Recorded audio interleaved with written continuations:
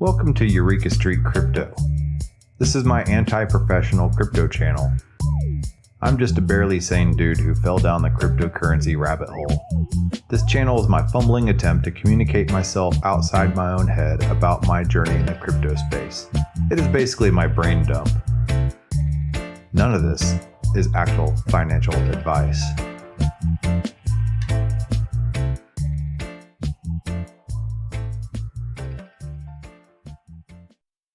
Good morning, everybody. I'm Eureka John, and you're at Eureka Street Crypto, broadcasting live. It is April 26th, 2022, 5:47 in the morning. This is episode number 451. Yep. Moving on up. Keeping on adding to all the episodes in the bank, in the can. Yep. And I don't know. I just keep on just doing, man. I don't even count anymore. I mean, I guess I'm counting, but it doesn't really matter. Just making stuff, man. Just continually trying to keep up with the crypto space. And I do this a lot. I don't do it every morning anymore because I have a lot of other work to do. And sometimes I wake up early and do that work. But anyway, I've been doing this since October 24th, 2020. This is my video blog, Brain Dump. I'm not trying to shill anything, although I'll talk about stuff that I like. And I don't make any money from this. This is I actually pay out of pocket for streaming services and stuff like that, for software. So yeah, this costs me money, but this is my time. This is my time in the morning before I have to go be an employee, a husband, a dad, a friend, everything else in life that we're expected to be. And this is my time to just sit down with myself and just read things and look at things and talk to my audience, you guys.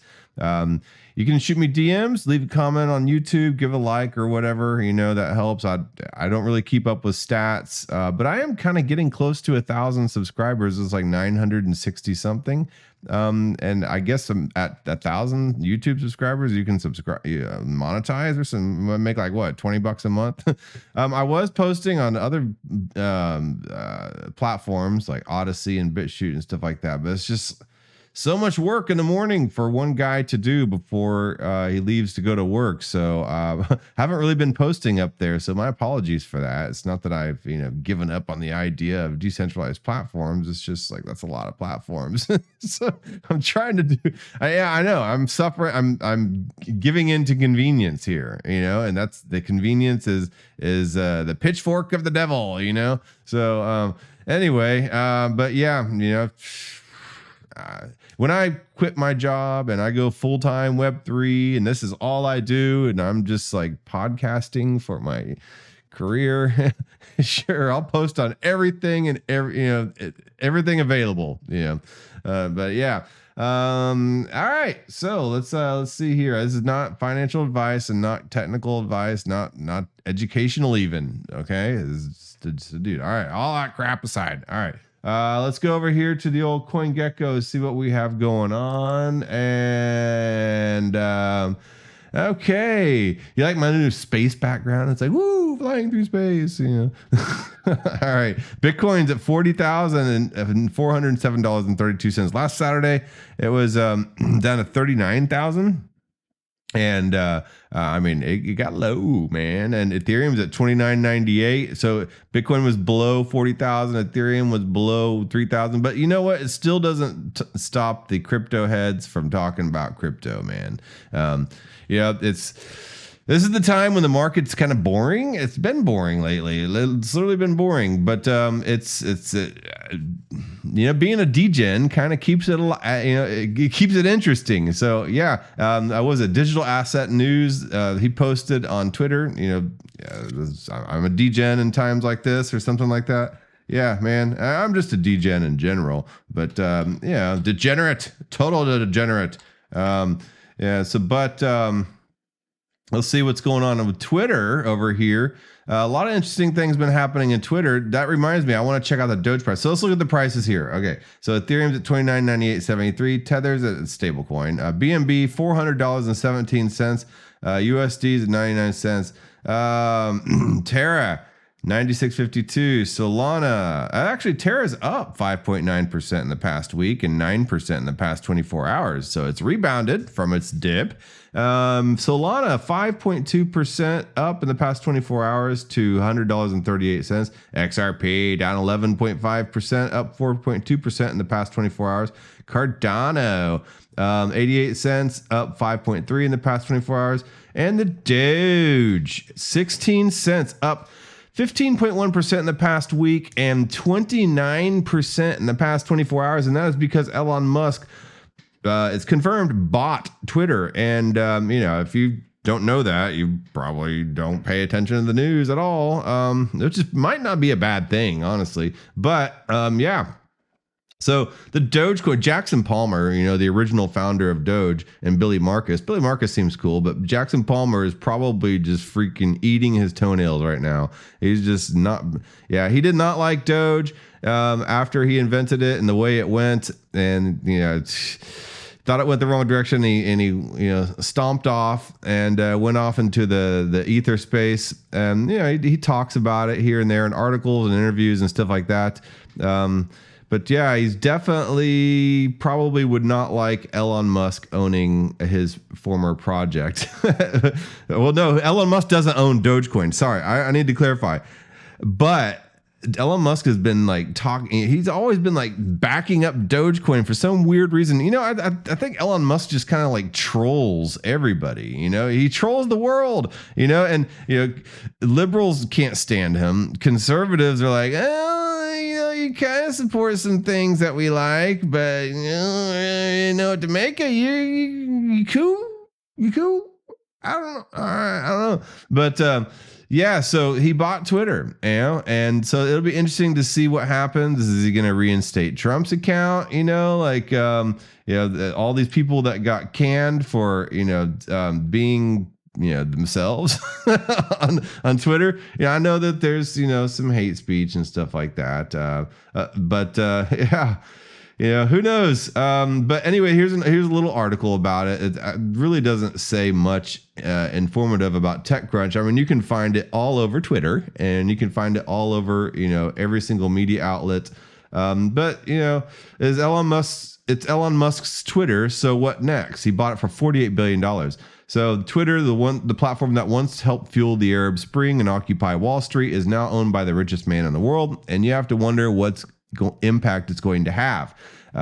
They say, what's going to happen when Twitter's owned by one person? Well, it was owned by a board of, by the shareholders and the board who ran, Twitter. But, the board sat there and drove it into the ground, in my opinion. But, so I don't know. Either way, good or bad, I think it was time for Twitter to make a change and to kind of just shake things up a little bit. So you can't really kick people off the playground just because they have a different viewpoint of you. So and have a good outcome. So there are so many questions about how the company will change under Elon Musk's leadership. Will he make it better using his keen intelligence and business savvy to drive changes that have been overdue for years? Or will he try to remove some of the safeguards against harassment and misinformation that have been put into place to take the edge off its worst impulses? This author says, I've been on Twitter since May 2007. I've been on Twitter, me personally, since April or May. No, about April 2020. So not long, man. Shoot. Yeah, I Twitter to me, I just never really bothered. It was just for political people, and it annoyed me. And I didn't really feel like trying to learn a new interface. I had Facebook and then I had Instagram, and I was just like, I hate social media. And then I got involved with crypto Twitter, and that's when I started dealing with Twitter. Got into the crypto world, and the crypto world is on Twitter, and you can't deny that. And I get a lot of fun news from crypto Twitter, good or bad. But you can also curate yourself into a total echo chamber. I see that happen with Link Marines, XRP Army, the Hexicans and stuff like that. And the only people that they talk to and listen to are their own little tribe, and that can happen. And and Twitter kind of, I guess the board was trying to make that happen for people with leftist views, so yeah. Well, now the space hopefully will open up, and not everybody will lock. I guess you can personally lock yourself in your own little echo chamber. I try to keep viewpoints of people from all walks of life on my Twitter feed. That's why I have just as many. I'm following just as many people that follow me, pretty much, because I generally follow back regardless of what their viewpoint is, just so I can kind of just like get that little sting of something when I see it, and I'm just like, "Ugh, I don't like that. That's a bad take." But it doesn't keep me from canceling them. All right. So anyway, so let's see here. It's been a place of fun and goodwill, something that may be hard for a lot of people to believe now. That was before the marketers discovered it, and long before the haters turned into a highly politicized cesspool, a refuge for scoundrels, manipulators, and outright liars. Yeah. My wife is like, I don't like Twitter. I don't want to learn that new, I just like TikTok. I'm like, ew, TikTok. But, she likes TikTok. I like Twitter. So, yeah. But she's like, too many articles. She doesn't like to read articles. She's like, if I send her an article, it might as well just go into like a vacuum. She likes those little videos. So anyway, spreading lies and misinformation is not some new phenomenon, of course. Social media outlets like Twitter just made it a whole lot easier to do. A quote often attributed to Mark Twain, though actually maybe Jonathan Swift, certainly drives home this fact. A lie can travel halfway around the world before the truth gets its boots on. Yep. Still, at one time there were a lot more when we were a lot more optimistic. We saw social media in general as a great equalizer where you could interact with rock stars, politicians, and executives in a great open town square where hierarchies were flattened by the medium, but that was before the ugly underside began to show itself, slowly at first, and then a rushing torrent negativity. And that's kind of to me how, DAOs to me are an equalizer. They're organizations that are horizontal organizations and not top-down organizations. They're ideally supposed to be able to follow code as the source, as what operates their treasury, and voting systems and voting mechanisms, all done using using code and using blockchain and stuff like that. So, and I've gotten to know many people who would be way out of my league, in the DAO space, and Twitter used to kind of be that place. It was the great equalizer. You could not, the only way you could get your views made known previously to that was like a letter to the editor, and be in that little column in the newspaper. And before social media, that was, there was, you were the product, and they told you the news. You didn't share any news back, to the newspapers and to the media outlets, so it was a one-sided relationship, and social media made it a two-sided relationship. Well, now DAOs and crypto and Web3 media, all forming now as we know it right now, happening right now, is making it like a three-dimensional type of space, and to where everybody gets to contribute, and the news creators and the news publishers are all, and the news consumers are all interacting back and forth and earning from each other, and there's no one central company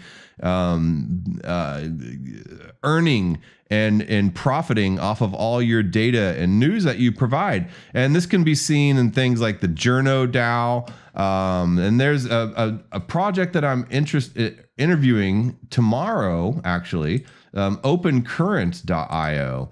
And OpenCurrent is a knowledge sharing platform. It has not launched. They have their white paper out and they're forming everything.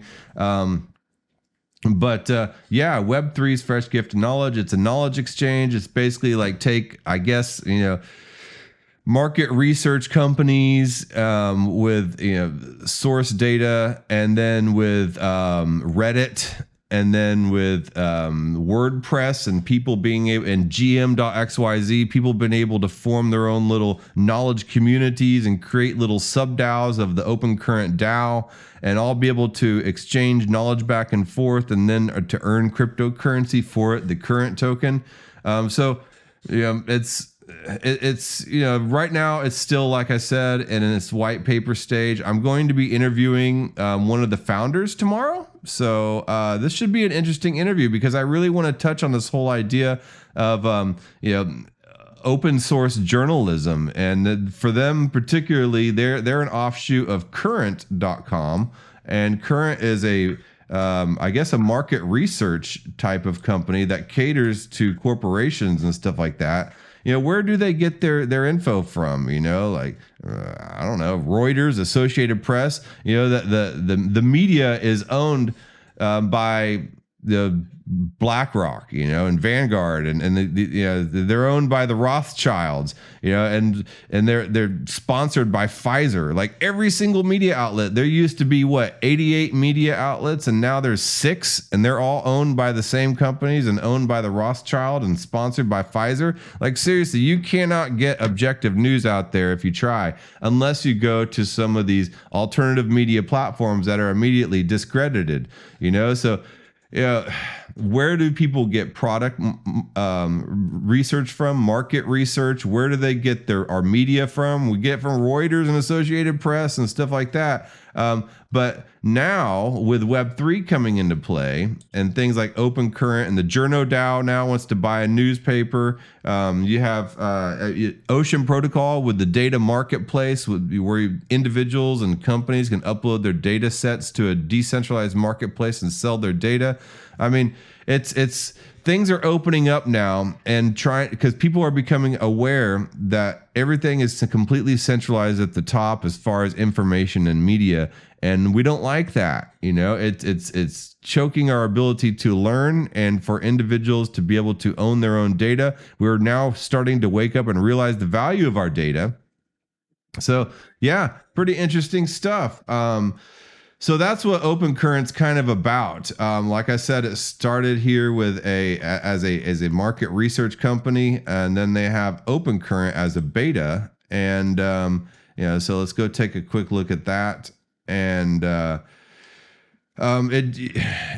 Open Current allows you to form things that you like and little communities that you like. For instance, Ethereum 2.0. We'll click on that one, recently created, and it shows all these subjects, and then it has all these contributors contributing either their own research or articles around the topics that they have found to that. And then people can comment on it, and they can earn the currency token and stuff like that. So yeah, it's a little bit kind of Reddit-ish, but but kind of a Web3 version. And then Open Current, you should be able to connect your wallet and stuff like that and have it immediately. This is kind of a Web 2.0 beta version, but the Web 3.0 will be fully connected with your wallet. So interesting stuff, man. So I'll be interested tomorrow to hear what he says. Anyway, so yeah, I wanted to move on past all that, talking about Elon Musk and centralization, and who knows what's going to happen with Elon Musk. There's another article here that a friend of mine, a crypto friend, New World Order, gave to me. And I've kind of wondered this, and I didn't know that I wondered this until I was sent this article. So, but it's a good article. What the F is X.XYZ? And if you've been in the crypto space, you have seen things like .io, .xyz, .co, a bunch of these other alternate endings where .com used to be. And right now we're kind of sitting in a little Web 2 to Web 3 paradigm shift. And we're starting to see this as well in our domain names. So what is XYZ? If you visited a crypto company's website recently, you've probably visited a URL ending in .xyz instead of its cheugie or counterpart.com. Now, what is cheugie? I learned what cheugie is recently. My daughter is 22 and my wife, she's 35 and I'm 10 years older than her. She told me, she said something I said or did, I can't remember what it was, or something I was wearing. I can't remember, but she said it was cheugie. And I was like, what the hell, dude? What's cheugie? And she said, well, it's like when somebody does something that's outdated, not really outdated, but like in her eyes, Hollister would be cheugie, like something that's lame, So I don't know, man. I don't want to judge anybody, but the guys that wear the fishing shirts out with the Crocs, and then put their sunglasses on upside down behind their hat. like on the back of their head. That's a little cheugie to me, sorry, man, but it is what it is, and that's a little cheugie. All right. Anyway, so beyond that, I just had to define what cheugie was. So, you've probably visited a URL ending in .xyz instead of its cheugiercounterpart.com. From fintech block, formerly known as Square, to venture firm Paradigm, to blockchain startups like Mirror.xyz, has become the go-to URL ending for many Web3 companies. But what does it mean, and why has it caught on in the Web3 space? So .com's kind of being cheugy now, man. So now you got to move on to .xyz. .com is a thing of the past. .xyz is next. Come on. .xyz released to the public in 2014. The first surge of popularity 1 year later when Google parent Alphabet decided to use it for their rebranded website. The internet behemoth had run into an increasingly widespread problem. The .com URLs for their brand were already taken, with BMW's fleet management division using alphabet.com and American Broadcasting Corporation at abc.com. So Alphabet, which is Google, decided to open up shop at abc.xyz, which is presented an unlimited branding opportunity for its futuristic company. Daniel Nagari said this. He's the 36-year-old founder and CEO, told TechCrunch in an email. All right, so now .xyz may be one of the top 5 level domains, TLD, top level, I did not know that acronym, in the world by traffic, according to the company's own DNS data. .xyz was created to provide users around the world competition and choice when it comes to their domain name, and is the first truly generic domain extension with no inherent meaning. According to Nagari, while .com was meant for commercial use, .net for networks, and .org for organizations, Nagari envisioned .xyz as the TLD, the top-level domain, choice for users who felt they did not fit neatly into one of these categories or wanted to stand out. I firmly believe, and that's kind of the thing about this, the newer generation of folks, of kids, nobody really feels like they want to fit into any particular category, so everybody wants to stand out in some way, shape, or form. And .xyz kind of helps people do that. I firmly believe the market has adopted our mantra for every website everywhere, Nagari said. Our mantra of openness and inclusion for everyone and everything has bled through into a community of creative thinkers that has embraced .xyz as their domain. So how .xyz met Web3, because this show's all about Web3 and crypto. Nagari is an active investor with numerous investments in the space, including Gemini, MoonPay, and BlockFi, he said. Because of his interest in crypto, he reached out to Ethereum name service creator Nick Johnson to pitch him a collaboration, a collab. All right. That historical collaboration allowed early adopters to use .xyz as their wallet address. So I have eurekajohn.eth. I could also have eurekajohn.xyz. So hold on a second. All right. So ENS allows users to create a universal nickname for all their crypto addresses, providing a searchable database to make crypto wallets and transactions, which otherwise reside on a variety of different platforms, more easily accessible. So users can now create profiles to share their social media handles or their personal information in ENS using its native .eth domain or on a .xyz domain. So if you have a wallet address, a MetaMask, right, and you don't want to use that long string of characters and numbers, you can just go and register that wallet address with ENS, just like you do with a DNS. And for instance, DNS is your IP address that you buy, and then you put a name to it, eurekajohn.com. I wonder if anybody has that, but crap, don't buy it. Anyway, no, I have eurekajohn.eth. I don't even need the cheugie.com one, man. So that allows me to attach to my wallet address my name, and then it makes it easy for people to find it. I've attached my Twitter address to that as well, so people can find me on Twitter, and that's really it. No other information. Nobody has my credit card information or any other crap like that. So .xyz has continued to find ways to collaborate with ENS and work with the crypto community, and announced this week it announced this week, that it launched its ETH.xyz service. So this is a little old, this article, because that happened a little while ago. Let's see when this article was. December 28th. Yeah. All right. So, and I've talked about this on this show before too, but I didn't really know I didn't put two and two together.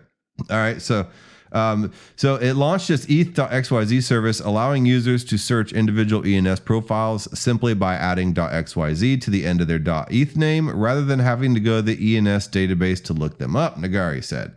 All right, so let's try this out.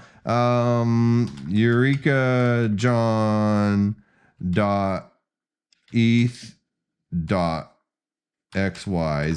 All right, let's see what happens. Yeah, I have not done this in, well, I think I tried it last December, maybe. Yeah, there it is. And it just pulls me right up. So if somebody knows my profile name and they know, it pulls up my NFTs too. Yeah, so yeah, I got this Bankless NFT here, the hodler. Cool. Yeah, so all right. I have an unknown ENS name. All right, cool, man. And yeah, there's my ETH address. So yeah, if you want to know all about me on my crypto space, just do that. All right, so all right, so by allowing cryptocurrency holders to buy domains and their preferred names using Ethereum, ENS has creatively monetized users' desire to leverage the internet as an identity building tool. And this is a way to decentralize your identity so people don't necessarily have to know where you live and your credit card info. So Shopify CEO Toby Lukey, for example, bought the ENS domain name toby.eth earlier this month for 30 Ether, equivalent to more than $120,000 at the time of the transaction. Although .xyz domains currently fall under the purview of the DNS system, right now they do, managed by Internet Regulatory Authority ICANN, ICANN, several parties are now working to develop a decentralized alternative to this system to underpin Web3. TechCrunch's Amanda Silberling reported .xyz's strategy to align itself proactively with Web3 companies could present a host of new monetization opportunities based on identity and ownership in a decentralized web as this generation of internet users stakes new claims on domains. Cool, man. So .xyz runs a blog where it highlights companies, many of them Web3 native, that have chosen to use its domain name ending and cites reasons why.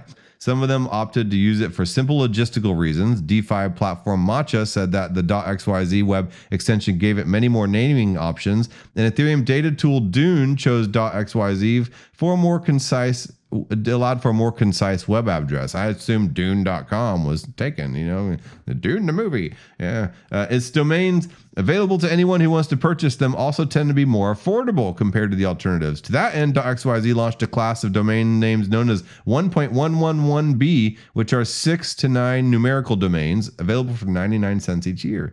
All right, I think I saw that somewhere else. I don't know. Beyond its convenience and accessibility, some Web3 builders see .xyz as symbolic representation of their ambitions to build a new internet. We chose .xyz because it symbolizes decentralization and the new wave of Web3 applications. Reka, the founder of decentralized autonomous organization Agora DAO. So the founder of Agora DAO wrote that because it symbolizes a decentralization in the new wave of Web3 applications. Nagari agrees that XYZ's cultural significance may be one of its most important attributes as it represents the next generation of online innovation after the .com era. So like I said, we're moving from Web 2 to Web 3. Might as well let the URL names reflect that. The community is made up of hundreds to thousands to millions of individuals and small businesses who are actively breaking away from the status quo to take a stand for the future, to take a stand against cheuginess. Nagari said, you do not have to be, no, he didn't say the cheugie part. You do not have to be a nonprofit organization or a commercial registrant. You can be whatever and whoever you want. And that is the beauty of Web3. As long as you just grab yourself a little Ethereum address and have some Ethereum in your wallet to be able to buy a domain, then you're good to go, man. You're good to go. All right. Well, thanks New World Order for that article. Thanks for all the people that send me stuff. Bunker Boy Go Burr or IDEX intern. Sorry. He sends me a lot of stuff, man. I appreciate all the info and the alpha that I get sent. Every once in a while, Crypto Foo will send me some stuff, some stuff to look at. So yeah, man, a lot of people contribute in those ways, and Brain Challenge has commented on my YouTube video, and turned me on to some things that I need to talk about. I need to talk about Coinbase NFTs at some point.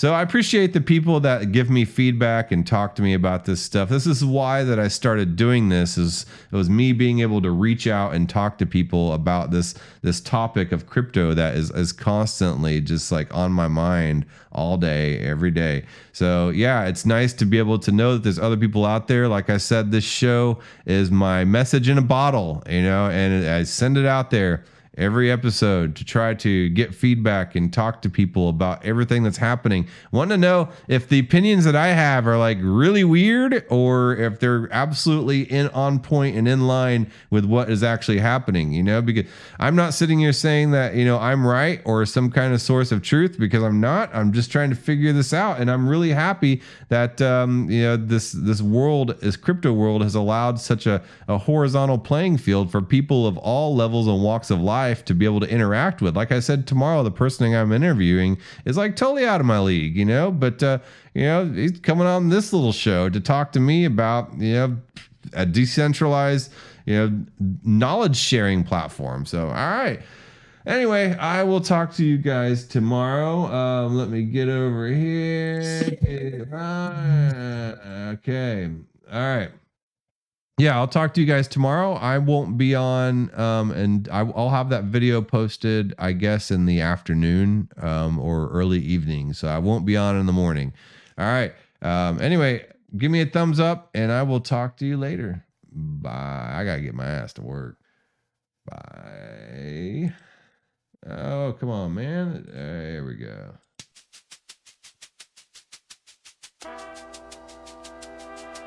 Thank you for making it to the end of this program. If you actually like this content, give a thumbs up.